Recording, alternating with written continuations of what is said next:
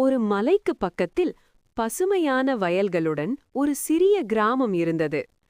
அந்த கிராமத்துக்கு மேலே இருக்கும் மலை குகையில் ஒரு பெரிய டிராகன் வாழ்ந்து வந்தது. டிராகன் இருக்கிற இடம் ஆபத்து என்று கிராம மக்கள் பயந்து வாழ்ந்தார்கள். ஒரு நாள் கடும் வறட்சி வந்தது. ஆறு வற்றியது, பயிர்கள் காய்ந்தன.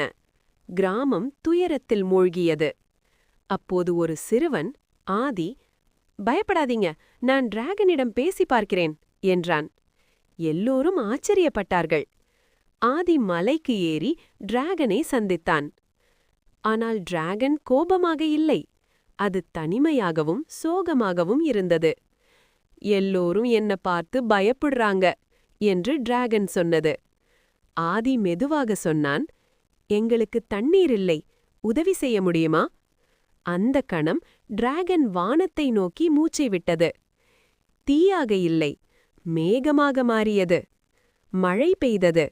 ஆறு நிரம்பியது. வயல்கள் பசுமையானது. கிராம மக்கள் உணர்ந்தார்கள், டிராகன் ஆபத்து அல்ல, அது ஒரு பாதுகாவலன். அன்றிலிருந்து